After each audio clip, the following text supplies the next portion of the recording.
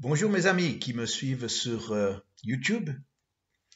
Nous sommes ensemble de nouveau et je suis très heureux de vous accueillir chez moi pour ce moment de partage autour des versets qui nous parlent du cœur du Père.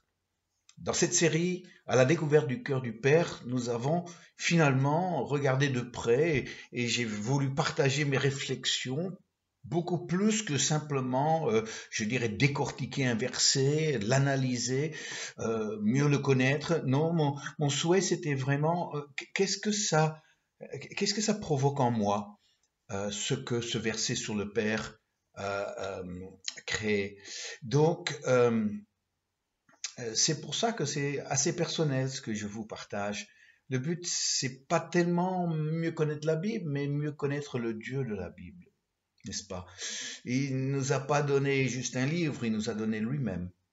Et de le connaître, ça doit être un aspect essentiel de la vie de chaque chrétien. Alors, ça fait maintenant, euh, on est à la 98e vidéo. Oui, ça fait beaucoup tout ça. Et je me suis aperçu en arrivant vers la fin des versets sur le Père dans l'évangile de Jean que j'en avais loupé deux. Donc je reviens en arrière. C'est un peu décousu dans le sens que ça ne suit pas forcément l'ordre chronologique des versets, mais au moins j'aurais pas loupé un des versets. Voilà. Donc le premier des deux versets que j'ai oublié, c'est le verset dans Jean 14, le verset 20. Jean 14, le verset 20. Donc c'est Jésus qui parle et il dit ceci. En ce jour-là, vous connaîtrez plutôt que je suis en mon Père, que vous êtes en moi et que je suis en vous. C'est un des thèmes préférés de Jean dans son évangile et dans ses épîtres, cette notion de demeurer, cette notion d'être en. C'est Jean qui nous parle de cette relation avec Dieu, le Père et le Fils. Parce que s'il dit que nous sommes en lui et il est en nous, ailleurs il dit aussi que le Père demeure en nous et nous demeurons dans le Père. Donc c'est cette notion qui revient, c'est un refrain, il est en nous, on est en lui, le Père est en moi, je suis en lui, en Jésus. Bon, chacun est dans l'autre, quoi. Ça s'appelle une relation fusionnelle. Oui, oui. C'est très différent d'une religion. Parce qu'une religion peut s'attendre peut-être à un Dieu avec, où nous appartenons à. Mais ici, c'est pas du tout ça. Dieu n'est pas avec nous. Le Père n'est pas avec nous. Le Père est en nous. Nous ne sommes pas au Père. Nous sommes en lui. Et ça veut dire qu'il n'y a pas une notion juste d'accompagnement, pas juste une notion que nous lui appartenons, mais que nos natures sont fusionnées. Et ça, c'est essentiel pour comprendre la relation que le Père cherche avec nous. Le Père est le Dieu de l'incarnation. Il a souhaité s'incarner dans ce monde, au milieu des hommes. Il a voulu prendre sur lui la nature humaine. Il s'est fondu au milieu de nous, dans la personne de Jésus. Il a voulu casser la distance qui existait entre lui et les êtres humains, tellement présents dans l'Ancien Testament, dans le judaïsme. Là, la question de distance était importante. Tandis que c'est comme si, avec cette nouvelle alliance, il a voulu tout casser ça. Et il a dit maintenant, je m'incarne au milieu de vous, je rentre dedans, je rentre en la race humaine.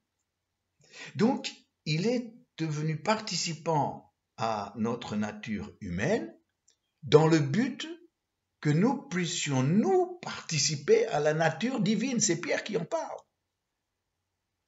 Donc, il a voulu que cette distance qui existait entre lui et nous soit complètement retirée pour créer cette relation fusionnelle. On peut appeler ça l'immersion totale. L'immersion totale. C'est un terme en fait qu'on utilisait quand on donnait des cours d'anglais à Paris, Denise et moi.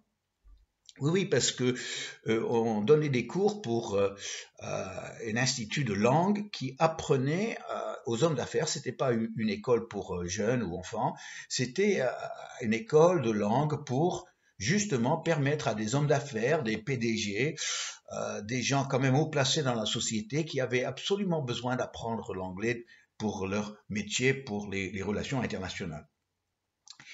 Et donc, quand il venait pour apprendre, n'est-ce pas?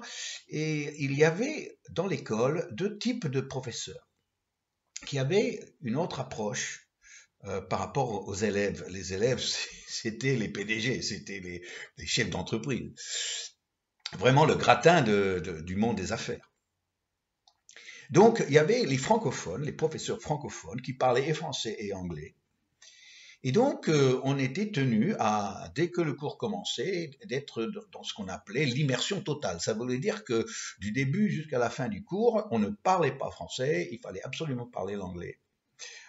Pour que l'étudiant puisse, l'élève puisse s'habituer à cette notion de conversation en anglais. Il y avait aussi des étudiants universitaires d'Angleterre. Ils venaient pour des vacances, ils venaient pour se faire un peu d'argent de poche, pour donner des cours d'anglais à Paris. Et eux ne parlaient pas français. Mais ça ne posait aucun problème parce que les cours devaient être en immersion totale.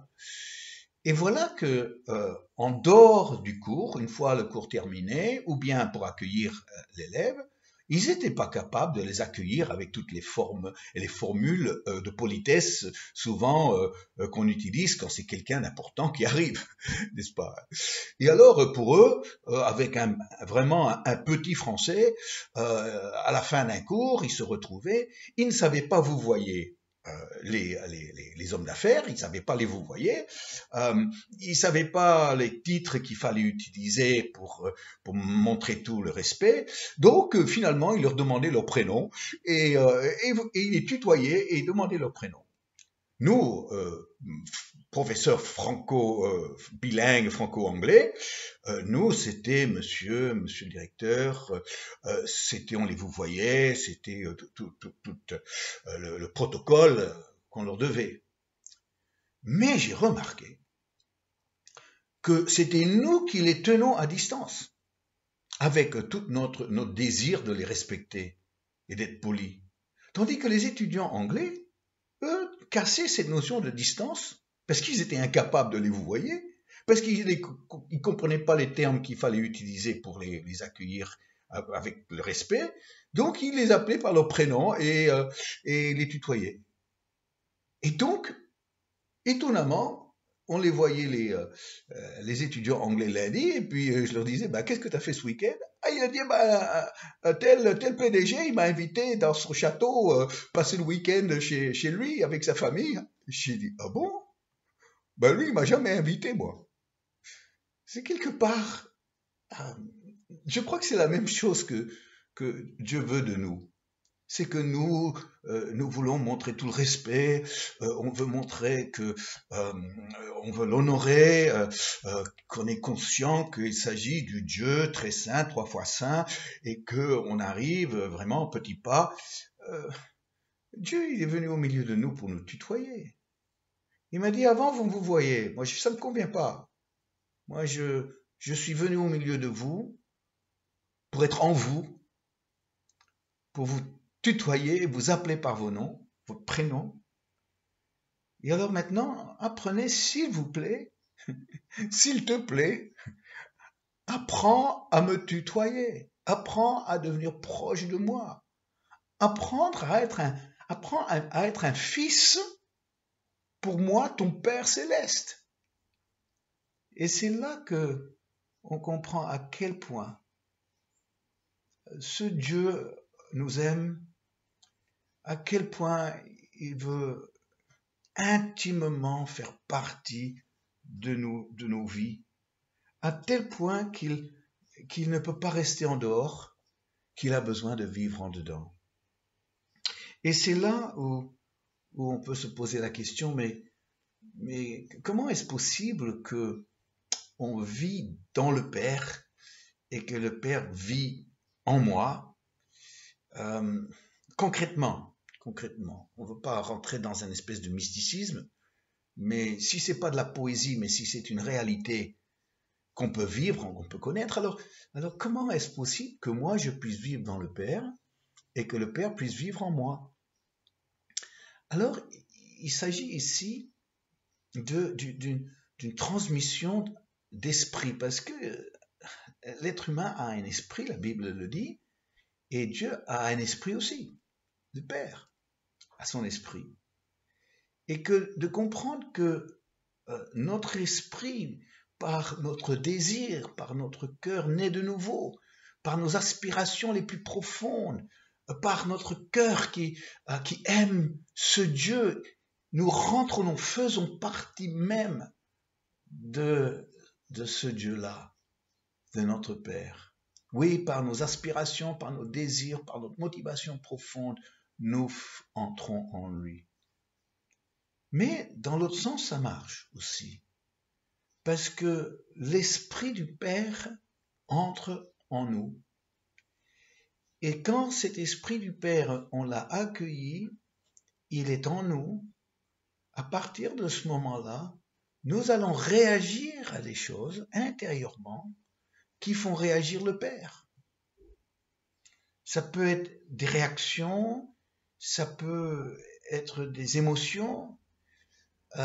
Pourquoi? Parce que maintenant, il y a une réelle présence du Père par son esprit qui est en nous, qui va se manifester. Et je dois vous le dire, pour ceux qui ne me connaissent pas, moi qui ai les pieds bien sur terre, je suis quelqu'un de très concret, mais depuis cette série sur le Père qui date maintenant depuis un an et demi, je suis conscient de l'esprit du Père qui est en moi. Et il y a des fois où quand je suis dans la prière, et c'est pas tous les jours que ça m'arrive, mais il y a des fois, et c'est régulièrement maintenant, que dans ces moments de prière, je suis en train d'exprimer toutes mes aspirations, tous mes désirs pour le connaître, pour approfondir ma relation avec lui. Et pendant que je suis en train de parler comme ça, je ressens des frémissements en moi. Et c'est pas un coup de froid, c'est pas un courant d'air. Je dis, mais qu'est-ce que c'est ça? Qu'est-ce que c'est? Je suis pas quelqu'un qui est donné à toutes sortes de sensations un peu bizarroïdes. Non, j'ai compris que ça me vient surtout quand je suis dans une attitude de communion et d'intimité avec mon Père. Et je suis conscient maintenant que c'est l'esprit de mon Père qui est en moi, qui réagit dans sa présence, lorsque mon cœur s'ouvre et s'exprime. J'espère que vous allez comprendre ce que je suis en train de vous dire. Je sais qu'il y a des gens qui ont des expressions spirituelles, des manifestations qui font plutôt poser des questions qu'autre chose. Mais je dois aussi reconnaître que l'Esprit du Père ne reste pas insensible à notre communion avec lui. Oui, le Père cherche cette relation fusionnelle avec moi. Et ça fait que les moments de prière deviennent un moment de tendresse, de douceur, parfois de vive émotion, de cœur à cœur, avec un Père qui est présent dans ma chambre, avec la porte fermée. Alors oui, il est en moi. C'est ce qu'il a voulu être, une habitation, que ma vie soit une habitation pour lui.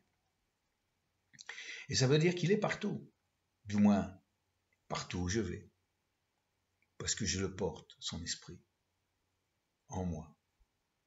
Et de plus en plus dans ma vie, je veux que, à travers ma vie, que son esprit brille, qu'on ne voit moins Vincent avec tous les défauts d'un être humain, mais qu'on voit beaucoup plus l'Esprit de Dieu l'Esprit du Père, qui lui est parfait. Incroyable. Incroyable mais vrai. Dans un être imparfait existe un esprit parfait. Ah oui. Donc je suis conscient qu'en moi le souffle de vie demeure. Je pense à Marie et Élisabeth et leur rencontre. Toutes les deux cousines enceintes.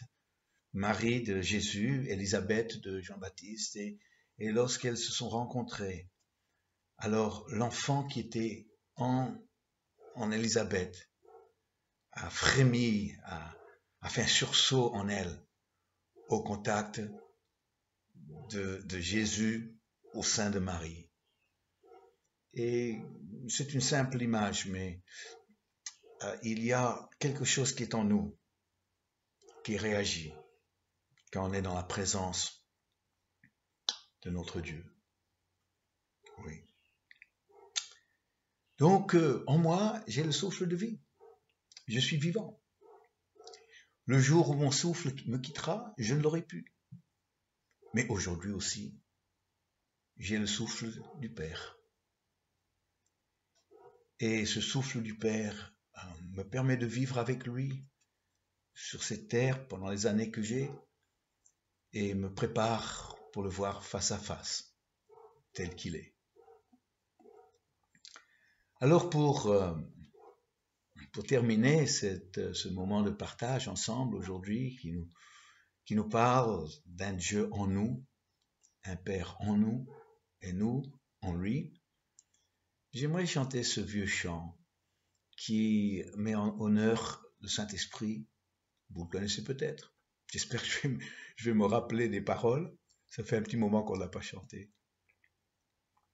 Souffle, souffle de Dieu, nous t'accueillons. Viens purifier nos cœurs. Ô souffle, souffle de Dieu, nous t'accueillons.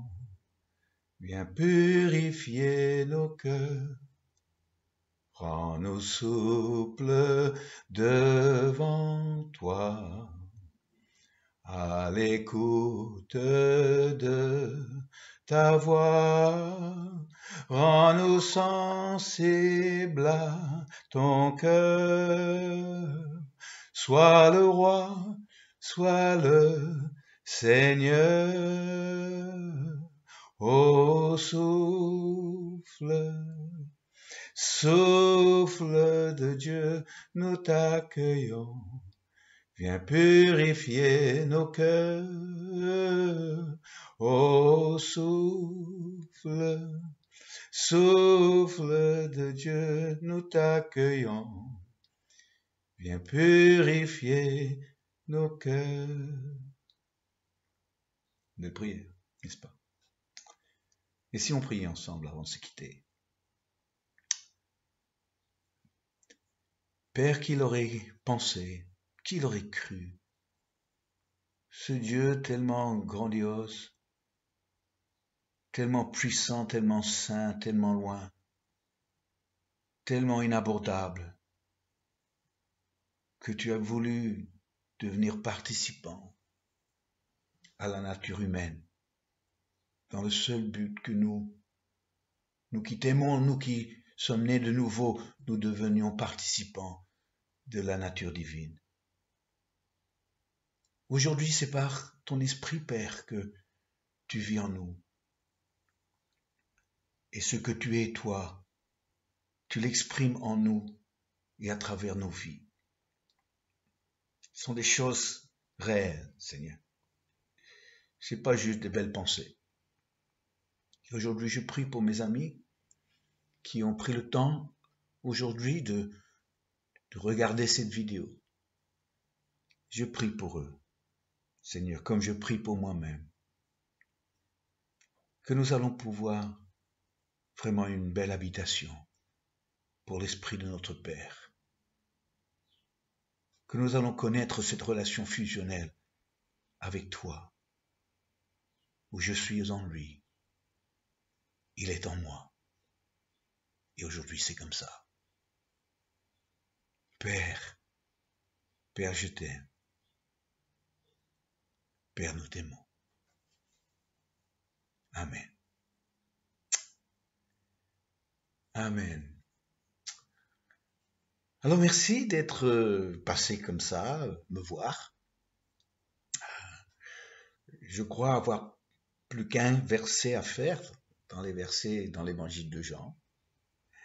Et après, nous allons continuer avec les versets dans les autres évangiles et dans les épîtres aussi. Il y a encore du pain sur la planche. Je vous dis à très bientôt. Que le Seigneur vous bénisse. Au revoir.